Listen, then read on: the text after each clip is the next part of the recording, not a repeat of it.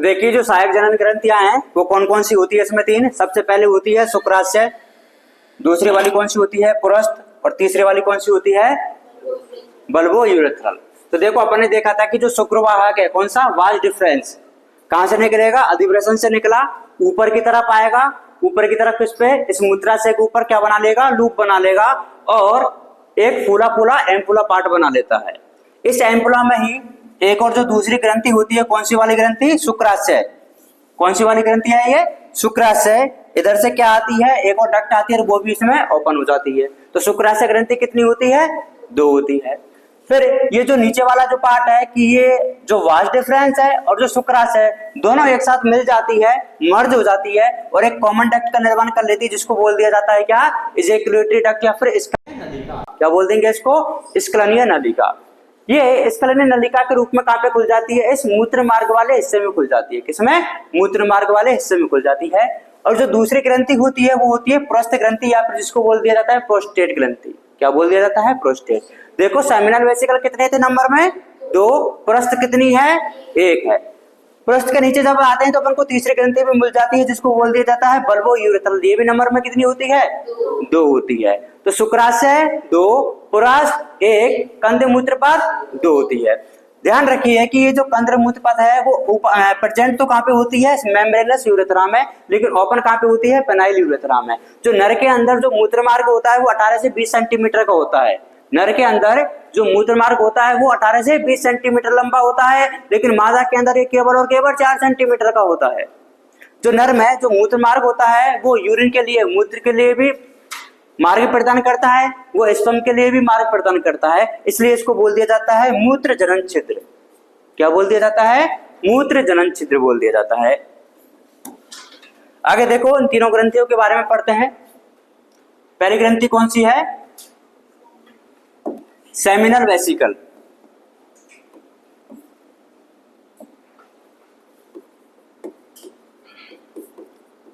Seminal vesicle जिसको बोल दिया जाता है क्या, शुक्राशय। दूसरी वाली कौन सी है, प्रोस्टेट, जिसको बोल दिया जाता है पुरस्थ। और तीसरी कौन सी है, बल्बो यूरेथ्रल।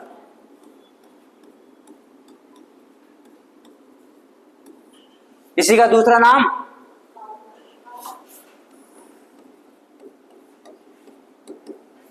Cowper's gland.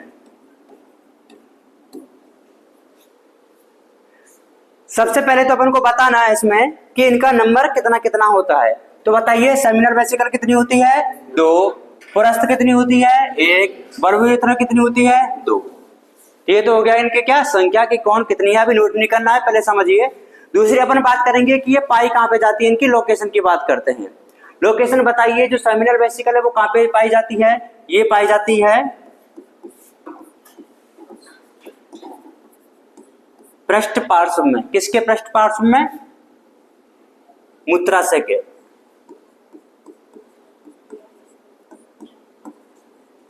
मूत्राशय के पृष्ठ पार्श्व में मिलती है, ठीक है, डोर्सो लेटरल बोला जाता है इसको।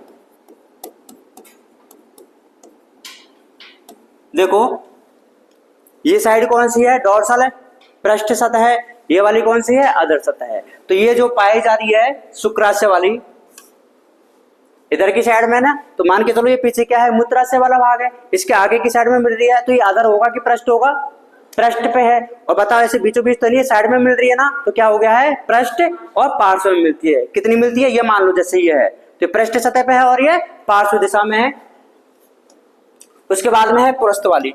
पुरस्थ वाली कौन सी, देखो ये है, तो ये किसके नीचे पाई जाती है, जस्ट मूत्राशय के जस्ट नीचे पाई जाती है। इसकी क्या लोकेशन हो जाएगी, मूत्राशय के नीचे। बल्बो यूरेथ्रल कहां पे मिलेगा भाई, ये प्रेजेंट तो कहां पे होती है, मेम्ब्रेनस में, और ओपन कहां पे होती है, पेनाइल यूरेथ्रा में। यूरेथ्रा बोले तो मूत्र मार्ग है ना।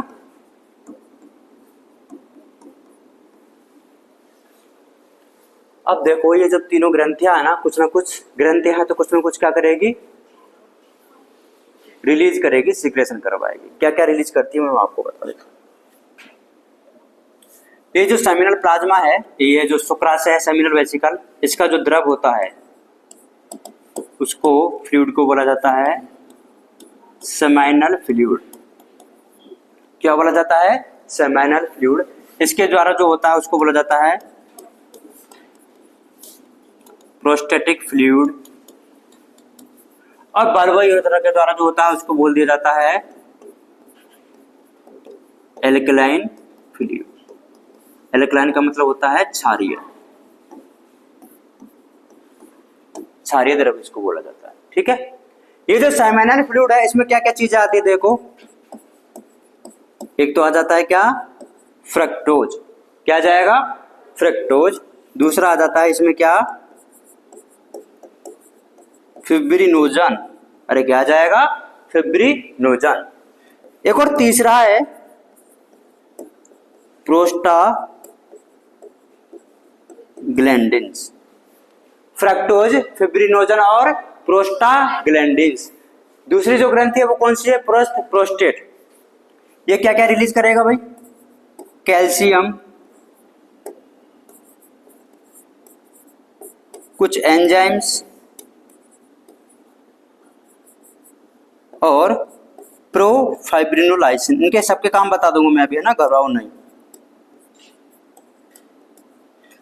काम याद नहीं रख लें लेकिन मैं बता दूंगा ना।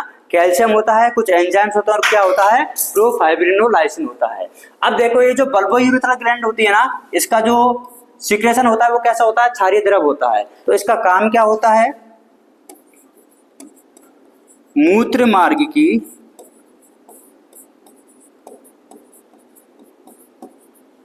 अम्लीयता को नष्ट करना।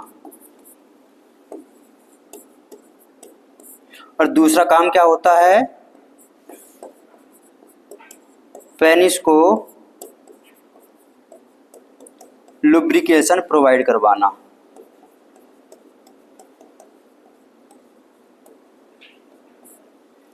अब देखो भाई, जो शुक्राणु बनते हैं वो तो कहां पे बन गए? शुक्रजनक नलिकाओं में बन गए वहां पे। वहां से फिर वो कहां पे आ जाते हैं? वृषण जालक में आ जाते हैं। वृषण जालक से कहां पे आ जाते हैं? वासा इफेरेंशिया, शुक्रवाहिकाओं में आ जाते हैं। शुक्रवाहिकाओं से कहां पे आ जाते हैं? अधिवृषण में, एपिडिडाइमिस में। अधिवृषण में मैंने आपको 3-4 काम बताए होंगे। उनका क्या हो जाता है? क्रियात्मक परिपक्वन हो जाता है, उनका डीकैपेसिटेशन हो जाता है, उनकी मोटिलिटी प्रोवाइड कर दी जाती है। फिर अपन ने उसको मोटिलिटी को वहां पे एक्टिव भी कर दिया था, फिर वापस से दबा भी दिया था, मतलब कि इनहिबिट भी कर दिया था, जिसको अपन ने बोला था डीकैपेसिटेशन। ये हो गया था। अब वो आगे आके कहां पे आ जाएगा? वास्ट डिफरेंस में आएगा। वास्ट डिफरेंस में जब आएगा तो देखो वास्ट डिफरेंस में यहाँ पे आ गया और ये ग्रंथि इसके साथ में मिलेगी, फिर ये भी ग्रंथि मिलेगी और ये भी ग्रंथि मिलेगी। तो इन ग्रंथियों का जो काम होता है वो क्या क्या काम होता है देखो। ये तो ये चीज रिलीज कर देती है। देखो पहला काम, अभी जो वो शुक्राणु जो आ रहे हैं उनमें कैपेसिटी फर्टिलाइजेशन करने की है या फिर उसको अपन ने इनहिबिट कर रखा है? इनहिबिट कर रखा है। ठीक है, अब देखो उसके लिए जो एनर्जी चाहिए भैया, वो फीमेल के जेनिटल ट्रैक्ट में जाएगा, मादा जनन तंत्र में जाएगा ना, तो उसमें क्या चाहिए? उसको एनर्जी भी तो चाहिए। तो एनर्जी के लिए उसको क्या चाहिए? अपन एनर्जी के लिए क्या यूज करते हैं? ग्लूकोज। क्या करते हैं? ग्लूकोज। लेकिन आपके शरीर में, किसके शरीर में? आपके, सबके नहीं, ओनली नर के शरीर में क्या होता है? फ्रक्टोज होता है, जो कि शुक्राणु यूज करता है उसको एनर्जी के लिए। क्योंकि अगर शुक्राणु भी किसको यूज करेंगे? ग्लूकोज को यूज करेंगे, तो ग्लूकोज को तो हमारी बाकी की कोशिका भी तो कर रही है, तो इसलिए शुक्राणु के लिए एनर्जी नहीं मिल पाएगी। इसलिए इसको नेचर ने कैसा बना दिया कि इसके लिए क्या कर दिया? अलग से एनर्जी का सोर्स रख दिया। कौन सा? फ्रक्टोज है। अब ये जो शुक्राणु जो जा रहे हैं मादा के जनन तंत्र में, क्या बताओ उसकी जो कैपेसिटी है कम वाली है, वैसे के वैसे ही जाने चाहिए ना। तो वैसे वैसे जाने के लिए आपने फिब्रिनोजन का नाम सुना होगा। ये क्या करवा देता है? रक्त का स्कंदन करवा देता है। तो ये रक्त का स्कंदन तो करवाता ही है, साथ ही साथ में शुक्राणुओं का भी स्कंदन करवा देता है, मतलब उनको जमा देता है। जमा देने का मतलब वो क्या कर देता है? बहुत सारे शुक्राणु थे एक साथ में आ जाते हैं, तो इसलिए जो सीमन बन जाता है ना, शुक्राणु प्लस इन तीनों ग्रंथियों के स्रावन को बोल करके अपन क्या बोल देते हैं? सीमन बोल देते हैं, वीर्य। प्रोस्टाग्लैंडिन का जो काम होता है, अभी जब मादा के जनन तंत्र में पहुंच जाएगा तो देखो मादा के जनन तंत्र में जब पहुंचता है तो कहां पे रिलीज कर दिया जाएगा? उसको वेजाइना में रिलीज कर दिया जाएगा। लेकिन जो निषेचन है वो वेजाइना में थोड़ी ना होता है, योनि में होता है क्या? वो तो अंडवाहिनी में होगा। एम्फुला में होता है ना, तो वहां से लेकर के, कहां से, योनि से लेकर के अंडवाहिनी तक पहुंचने के लिए इसको रास्ता भी तो चाहिए, रास्ता भी चाहिए, तो इसमें क्या संकुचन की पावर भी तो होनी चाहिए। तो ये जो प्रोस्टाग्लैंडिन होता है ना, वो जो सर्विक्स है, सर्वाइकल जो कैनाल है, उसके जो ओपनिंग होती है उसको क्या कर देता है, थोड़ा सा डायलेट कर देता है ताकि वो आगे निकल पाए। ये वाले के इनके तीनों काम हो गए।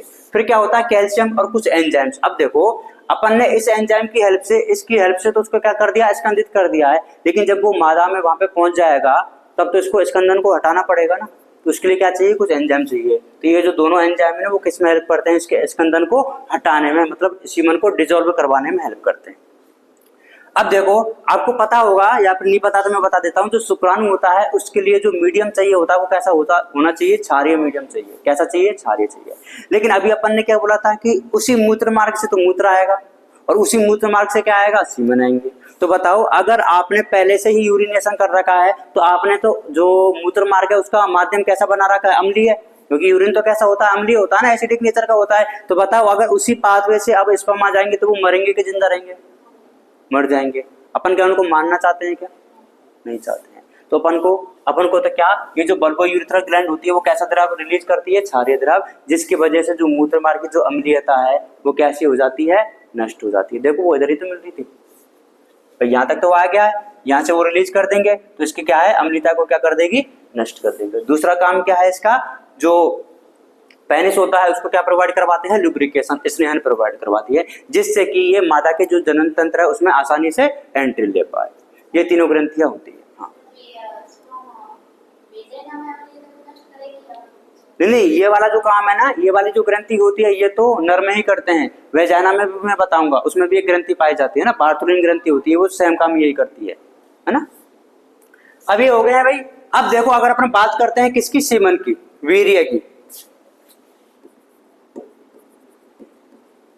तो सीमन में देखो क्या क्या पाए जाते हैं। एक तो होते हैं आपके स्पर्म प्लस, एक तो स्पर्म, और ये जो तीनों ग्रंथियां है ना, हाँ, तीनों ग्रंथियों का स्त्रव, स्पर्म प्लस तीनों ग्रंथियों का स्त्रव। तीनों ग्रंथियां कौन कौन सी है भाई, सेमिनल, वेसिकल, प्रोस्टेट और बल्बो यूरेथ्रल। अब देखो इनका कितना कितना भाग रहता है। सीमन में 10% तो क्या होते हैं, शुक्राणु होते हैं। सीमन में 10% तो क्या होते हैं, शुक्राणु होते हैं। 60 से 70% क्या होता है, सेमिनल फ्लूइड होता है। सेमिनल फ्लूइड कहां से रिलीज होगा, सेमिनल वेसिकल से। 20 से 30% क्या होता है, प्रोस्टेटिक फ्लूइड होता है। प्लस 1% से भी कम क्या होता है, एल्कलाइन फ्लूइड होता है। देखो एल्कलाइन फ्लूइड को रिलीज कौन कर रहा था, बल्बो यूरेथ्रल। अब एक बात बताओ, इस फ्लूइड का जो काम है वो वीर्य में तो कुछ भी नहीं है ना, इसका काम तो क्या है, अम्लीयता को नष्ट करने का और पेनिस को लुब्रिकेशन का। तो इसका तो ऐसा है नहीं कि भाई इसका जो ये द्रव है वो कहाँ पे जाना चाहिए, मादा के अंदर भी जाना चाहिए, कोई काम नहीं है। इसलिए वो कैसा रहता है, लेस देन 1% होता है। एक काम के बाद इन तीनों ग्रंथियों के स्रावन को मिला करके बोल दिया जाता है सेमिनल प्लाज्मा। क्या बोल दिया जाता है भाई, सेमिनल प्लाज्मा। अगर आपसे कोई पूछे कि सेमिनल प्लाज्मा क्या होता है तो क्या बताओगे, तीनों ग्रंथियों के स्रावन को ही क्या बोल दिया जाता है, सेमिनल प्लाज्मा। कंफ्यूज नहीं हो जाना है, क्योंकि देखो इधर क्या है, सेमिनल फ्लूइड है और ये क्या है, सेमिनल प्लाज्मा है। अगर आपसे पूछे कोई कि सेमिनल फ्लूइड क्या होता है तो ये मत बोल देना कि तीनों ग्रंथियों का स्रावन होता है, बल्ले बल्ले हो जाएगी। सेमिनल फ्लूइड नहीं होता है, वो क्या होता है, सेमिनल प्लाज्मा होता है। डिफरेंस पता है, ये फ्लूइड है और ये प्लाज्मा है। प्लाज्मा में तीनों आ जाएंगे, फ्लूइड में एक ही आ जाएगा। ये क्या बना दिया अपन ने, सीमन बना दिया। इसी को क्या बोल दिया जाता है, वीर्य बोल दिया जाता है। अब देखो काम की बात, जिसमें आप हो जाते हो कंफ्यूज। 1 ml ऑफ सीमन, पर इजैकुलेशन में देखते हैं पहले। पर इजैकुलेशन, इजैकुलेशन का मतलब समझ में आता है स्खलन। पर इजैकुलेशन 3 से 4 ml सीमेन रिलीज किया जाता है। कितना? 3 से 4 ml। और इस 3 से 4 ml में कितने स्पर्म होते हैं मैं बता दूं क्या? पता है तुम्हें? जिनको नहीं पता उनको तो बताना ही पड़ेगा। स्पर्म काउंट ये होते हैं भाई 200 से 300 मिलियन पर इजैकुलेशन। अगर आपसे पूछे आयतन कितना है तो कितना बताओगे? 3 से 4 ml बता दोगे। अगर आपसे संख्या पूछे तो कितनी बताओगे? 200 से 300 मिलियन स्पर्म होते हैं एक बार के इजैकुलेशन में। अब देखो इतने बन तो गए हैं शुक्राणु, क्या सभी काम के हैं? क्या नहीं काम के हैं सभी। तो इसमें से कम काम के लिए अपन को क्या रिक्वायरमेंट है वो देखिए। इतने में से जो 60% जो स्पर्म है ना, कितने? 60% जो स्पर्म है वो कैसे होने चाहिए? सामान्य आकार और सामान्य आकृति वाले होने चाहिए। सामान्य आकार और सामान्य आकृति वाले कितने होने चाहिए? 60% होने चाहिए। और इस 60 का भी 40%, ऐसे 60 का भी 40%, तो 60 का 40 कितना हो जाएगा? थोड़ी मैथ लगेगी इसमें, कोई बात नहीं है, मत लगाओ, मैं ही बता देता हूँ। 24%। कितना? अरे 60 का 40 कितना हो जाता है? 24 हो जाता है। 6 चौका 24 ना, सिंपल सी बात है, क्या घबरा रहे हो? इसमें से जो 24% है वो कैसे होने चाहिए? तेज गति वाले होने चाहिए। कैसे होने चाहिए? तेज गति वाले, बोले तो विगरस मोटिलिटी वाले, जिनकी जो रफ्तार है ना दौड़ने की बहुत तेज होनी चाहिए। अब ये तो अपन ने क्या बता दिया है? औसत बताया है कि नॉर्मल, क्या कि नॉर्मल प्रत्येक स्खलन में कितना ml होता है सीमन? 3 से 4 ml होता है। और प्रत्येक स्खलन में शुक्राणु कितने होते हैं? 200 से 300 ml। इजैकुलेशन और नहीं डिफरेंस होता है। इजैकुलेशन जो होता है ना, देखो इंसेमिनेशन मतलब ये डिफरेंस है कि अगर अपन सीमन को कहां पे भेज रहे हैं? फीमेल के जेनिटल ट्रैक्ट में भेज रहे हैं तो वो क्या है? इंसेमिनेशन है। लेकिन अगर अपन सीमन को बॉडी से बाहर निकाल रहे हैं तो उसको क्या बोला जाएगा? इजैकुलेशन बोला जाता है। डिफरेंस क्या हो जाता है कि आएगा तो बॉडी से बाहर ही, लेकिन वो फीमेल की जेनिटल ट्रैक्ट में नहीं जा रहा है, तब तक अपन उसको क्या बोलेंगे? इजैकुलेशन। लेकिन जैसे ही वर्ड यूज कर देंगे कहां पे? फीमेल के जेनिटल ट्रैक्ट में, तो अपन क्या बोल देंगे? उसको इंसेमिनेशन बोल देंगे। ठीक है।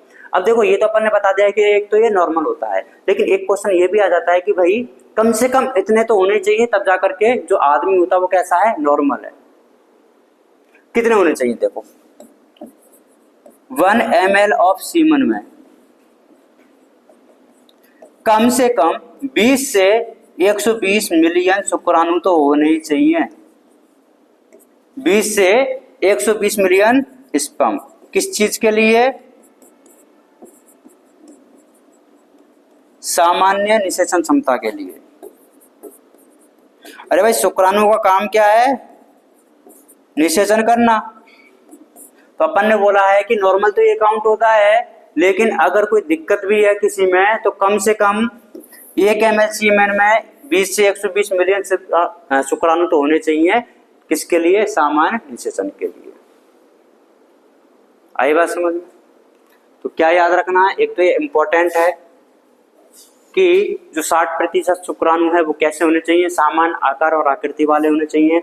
इसमें से भी 60 का 40%, मतलब कि 24% कैसे होने चाहिए? तेज गति वाले होने चाहिए। ये हो जाता है स्पर्म के बारे में और सीमन के बारे में। अब एक बात बताओ, ये जो सीमन जा रहा है फीमेल के जेनिटल ट्रैक्ट में, ये क्या बिल्कुल पतला जाता है कि थोड़ा सा गाढ़ा रहता है? थोड़ा सा ही गाढ़ा रहता है। इसको गाढ़ा बनाने का जो कार्यक्रम है वो मैंने आपको बता दिया था, फिब्रिनोजन करवा देता है, मतलब उसको क्लॉट करवा देता है, स्कंदित करवा देता है। गया ये। अब ये पहुंच चुका है कहां पे, मादा के जनन तंत्र में। कहां पे पहुंच गया है, मादा के जनन तंत्र में। क्या अब मादा के जनन तंत्र में भी एक गाढ़ा का गाढ़ा ही रहने दूं क्या इसको मैं? वहां पे तो इन शुक्राणु को अलग अलग होना पड़ेगा ना। इस शुक्राणु को अलग अलग करवाने का काम मैंने बता दिया था। कौन सी वाली ग्रंथि के सिक्रेशन करते हैं, पुरस्थ ग्रंथि के। सर्टेन एंजाइम होते हैं और प्रोफाइब्रिनोलाइसिन होता है। हो गया वहां से। फिर अब बात आ जाती है, जैसे कि गुड़िया ने पूछा है कि सर जो वेजाइना है उधर भी तो मीडियम कैसा रहता है, एसिडिक रहता है। कैसा रहता है, एसिडिक रहता है। और अपन ने अभी बात करी है कि शुक्राणु के लिए तो मीडियम कैसा चाहिए, एल्कलाइन चाहिए, क्षारीय चाहिए। तो उस योनि में इस माध्यम को, मतलब योनि की जो अम्लीयता है उसको कम करने का काम कौन करेगा, बार्थोलिन ग्रंथि करती है। कौन सी ग्रंथि करती है, बार्थोलिन। उसके बाद अपन कहां पे करेंगे, मादा के जनन तंत्र करेंगे। वहां पे मैं आपको ये भी बताऊंगा कि योनि का जो पीएच है वो एसिडिक है, मतलब अम्लीय है। वो कैसे होता है, नॉर्मली सुना होगा कि जो योनि का जो पीएच है वो कैसा होता है, अम्लीय होता है। वो क्यों होता है वो भी मैं बताऊंगा। ठीक है, तो देखो ये स्कंदित अवस्था में कहां पे पहुंच जाता है, मादा के जनन तंत्र में पहुंच जाता है। कुछ बातें जो स्पर्म के बारे में आपको पता होनी चाहिए। स्पर्म या फिर इसको अपन इंक्लूड कर सकते हैं सीमन। जो सीमन होता है वह स्कंदित अवस्था में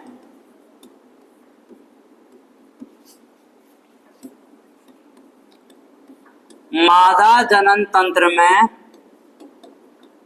पहुंचता है।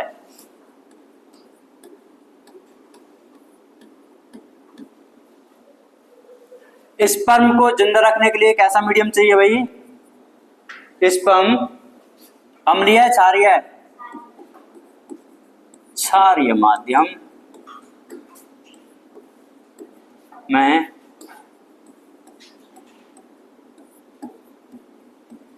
जीवित रहता है। अच्छा, ये जो सीमन है, जो स्पर्म पहुंच जाएगा मादा के जनन तंत्र में, तो कितने दिनों तक जिंदा रहेगा वहां पे,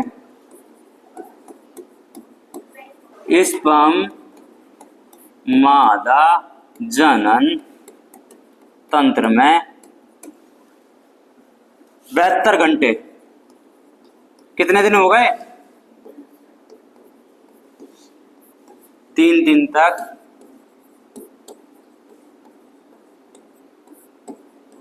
जीवित रहता है। 3 दिन तक जीवित रहता है।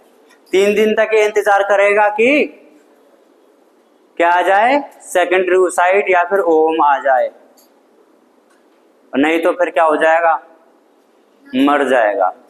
और अगर ऐसा हो गया कि अंडा तो आ गया है, सेकेंडरी oocyte तो आ गया, लेकिन भाई साहब पहुंचे नहीं टाइम पे, तो जो अंडा है इसकी याद में तड़प तड़प के अपनी जान दे देगी। सेकेंडरी जो oocyte है ना, द्वितीयक oocyte। हेलो, आवाज आ रही है क्या? अरे नहीं किसने बोला कि पहले पहुंच जाएगा? चाबी थोड़ी है भर के भेज देंगे, है ना। इसलिए बोला जाता है कि निषेचन के लिए दोनों एक ही टाइम पे पहुंचने चाहिए। पहले अपन ने नर जनन तंत्र पढ़ रहे हैं इसलिए थोड़ी पहुंचा देंगे पहले। अभी मैं मादा की बात करूंगा, फिर वैसे पहले पीछे का बात नहीं है।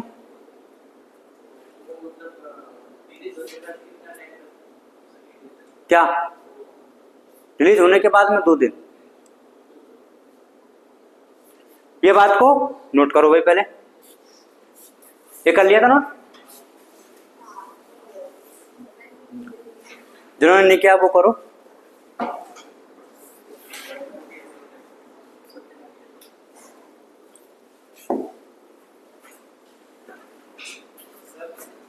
हाँ,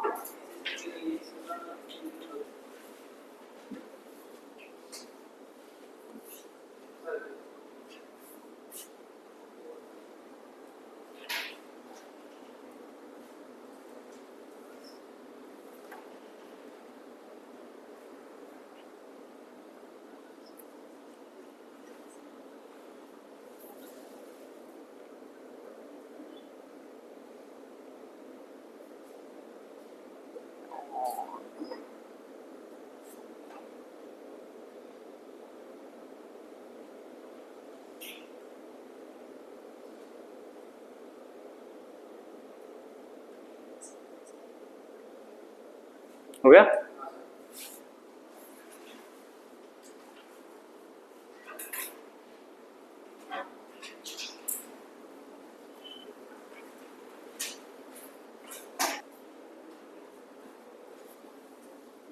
हो गया।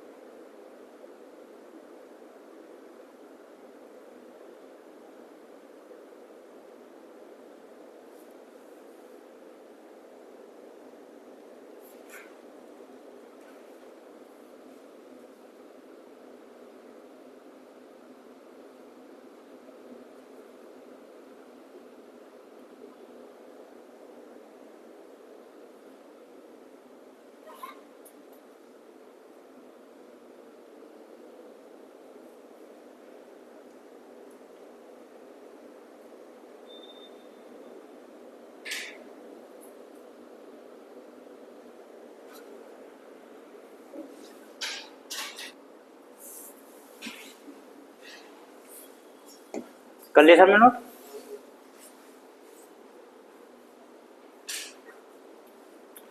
आगे पढ़ते हैं। अब देखो अपन ने नर जन्म तंत्र में प्राइमरी सेक्स ऑर्गन और secondary sex organ, primary sex organ में क्या आ जाते हैं, टेस्टिस, उसके बारे में पढ़ चुके हैं। सेकेंडरी सेक्स ऑर्गन में तीन चीजें आ जाती हैं, सहायक ग्रंथियां, सहायक नलिकाएं और बाह्य जननांग।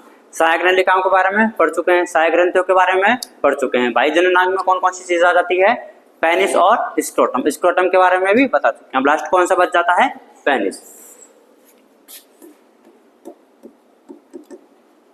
तो देखो जो पेनिस होता है ये मेल कॉपुलेटरी मतलब मैथुन अंग होता है।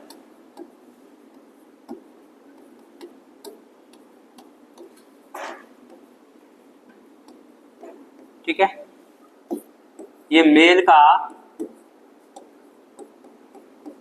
एक्सटर्नल जेनिटेलिया है, बाह्य जननांग।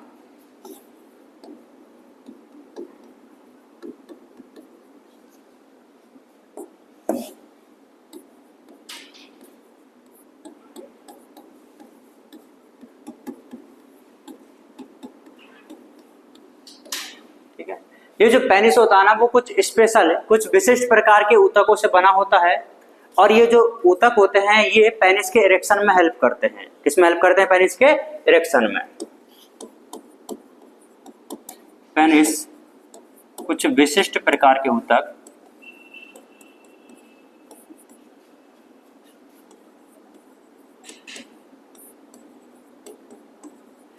और इन विशिष्ट प्रकार के ऊतकों को बोला जाता है इरेक्टाइल टिश्यू।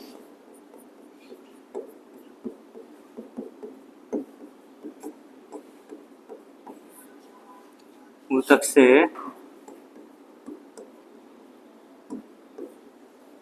मिलकर बना होता है जो पेनिस के इरेक्शन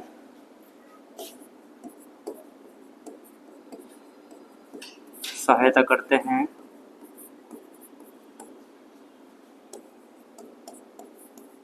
जो कि वेरिएशन को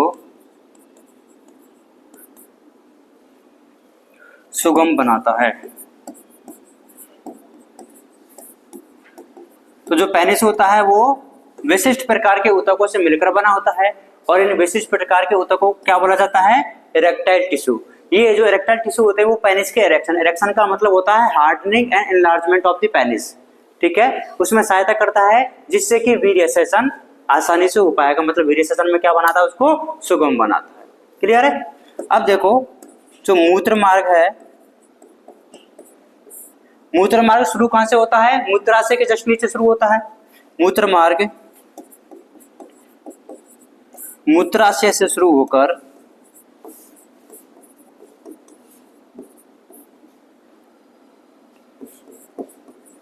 पेनिस की बाह्य छिद्र तक उपस्थित होता है, और इसको बाह्य छिद्र को क्या बोला था अपन ने, मूत्र जनन छिद्र।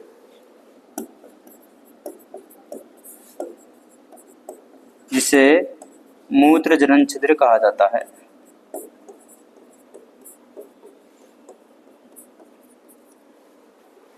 अब देखो जो पेनिस का जो अंतिम सिरा होता है वो थोड़ा सा क्या है, फूल जाता है। पेनिस का अंतिम सिरा थोड़ा फूला हुआ रहता है, और इस फूले हुए सिरे को क्या बोल दिया जाता है, ग्लांस पेनिस।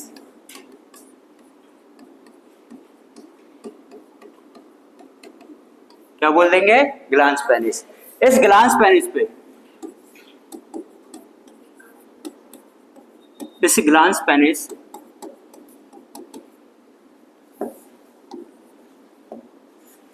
एक त्वचा के ढीले वलन द्वारा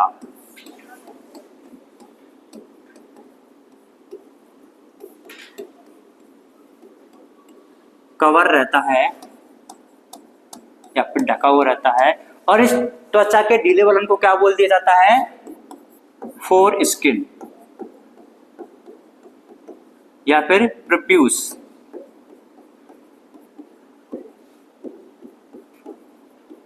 क्या बोला जाता है इसको, फोर स्किन या फिर प्रोप्यूस बोल दिया जाता है। अब एक और काम की बात, इस फोर स्किन के नीचे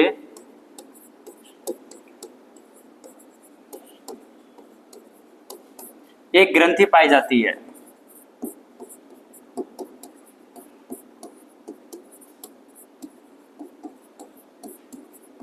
इस ग्रंथि का नाम होता है टायसन ग्रंथि। क्या बोला जाता है, टायसन, क्योंकि ये टायसन ने डिस्कवर की थी। और ये जो टायसन ग्रंथि होती है ना, देखो ग्रंथि है तो कुछ ना कुछ क्या करेगी, रिलीज करेगी। ये रिलीज करती है थिक, ऑयली और स्टिकी सब्सटेंस, गाढ़ा, तेलीय तथा चिपचिपा सब्सटेंस, जिसको बोल दिया जाता है स्मैग्मा। क्या बोल दिया जाता है, स्मैग्मा। ये होती है बात किसकी, पेनिस की। ये देखो कई बार क्या कर दिया जाता है, कुछ रिलीजन में इस फोरेस्ट्रिंग को कट कर दिया जाता है, इस प्रोसेस को बोल दिया जाता है सर्कमसीजन। क्या बोल देंगे, सर्कमसीजन।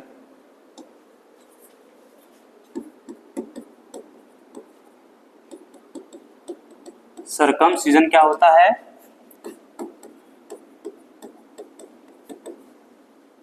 फोरेस्ट्रिंग को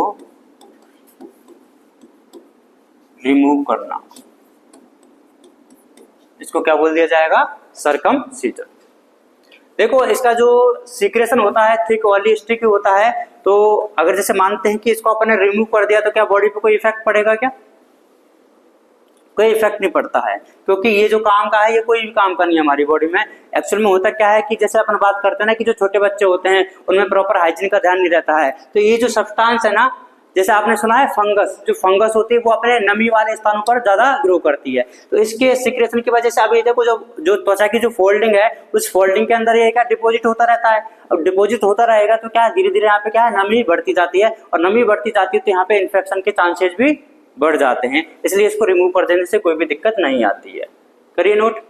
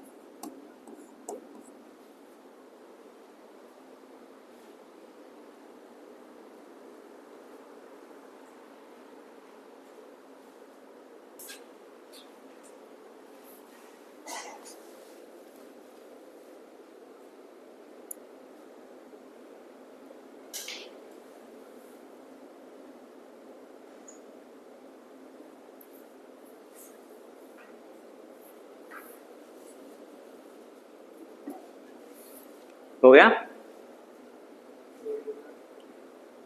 स्मैग्मा,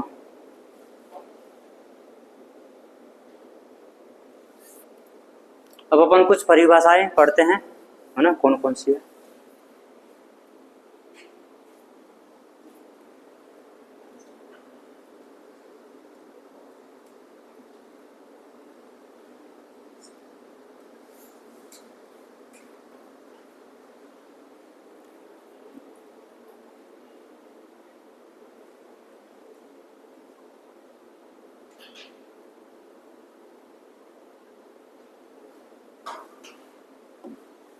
देखो जिसमें पहली तो कौन सी है, सरकमसीजन, दूसरा होता है स्पर्मिएशन,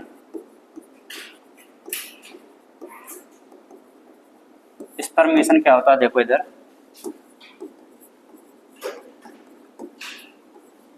शुक्राणुओं का, किसका, शुक्राणुओं का सर्टुली सेल से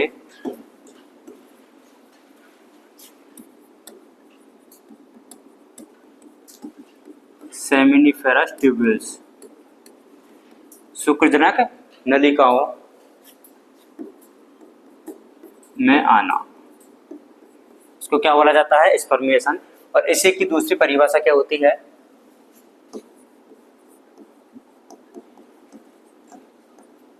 शुक्राणुओं का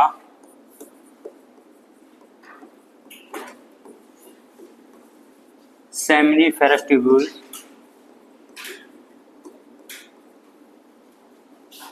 से बाहर आना। देखो एक में क्या है, से है, एक में क्या है, मतलब एक तो क्या है सेमिनिफेरस ट्यूब्यूल्स में आना और एक उससे आना, तो दोनों ही डेफिनेशन सही है। दूसरा होता है अगला सेमिनेशन। देखो स्पर्मिएशन में तो किसका रोल आ रहा है, सेमिनिफेरस ट्यूब्यूल्स का आ रहा है। अब सेमिनेशन में क्या आ जाएगा, शुक्राणुओं का टेस्टिस से बाहर आना। इसमें कहां से बाहर आए थे, सेमिनिफेरस ट्यूब्यूल से, सेमिनेशन में कहां से आ जाएंगे, टेस्टिस से। अगला क्या होता है, इजेकुलेशन। इजेकुलेशन में क्या हो जाता है, शुक्राणु या फिर अपन बोल सकते हैं वीर्य का नर जनन तंत्र से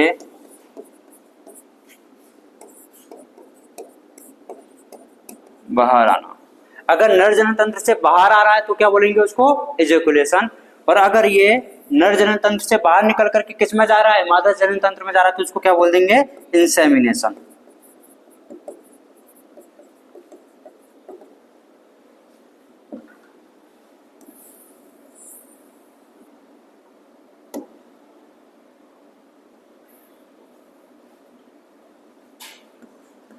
बाहर आना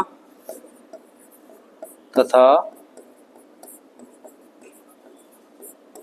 मादा जनन तंत्र में प्रवेश करना। ये तो कुछ ये परिभाषा है ना। इसी से रिलेटेड कुछ शुक्राणु से रिलेटेड भी होती हैं, जैसा का है एक एजोस्पर्मिया। नॉर्मली अपन ने क्या बताया था कि कम से कम 1 ml सीमन में कितने शुक्राणु होने चाहिए, 20 से 120 मिलियन होने चाहिए, है ना। तो देखो ए का मतलब होता है एब्सेंट, स्पर्म मतलब स्पर्म, इसको बोलेंगे एब्सेंट या फिर ऑलमोस्ट एब्सेंट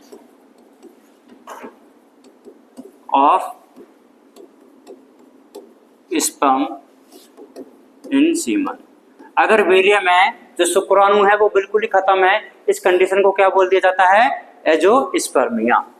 दूसरी होती है ओलिगोस्पर्मिया।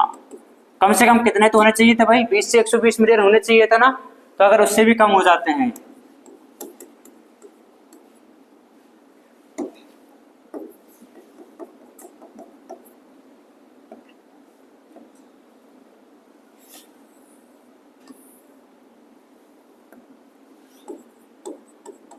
अगर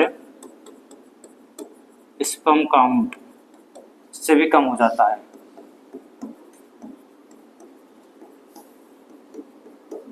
इस कंडीशन को क्या बोल दिया जाता है? ओलिगोस्पर्मिया। एक होती है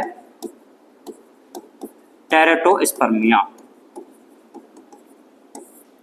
अपन ने बोला था कि जितने भी बन रहे थे 200 से 300 मिलियन, उनमें से 60% कैसे होने चाहिए? सामान्य आकार और आकृति वाले होने चाहिए। तो इसमें जो शुक्राणु है, अगर सामान्य आकार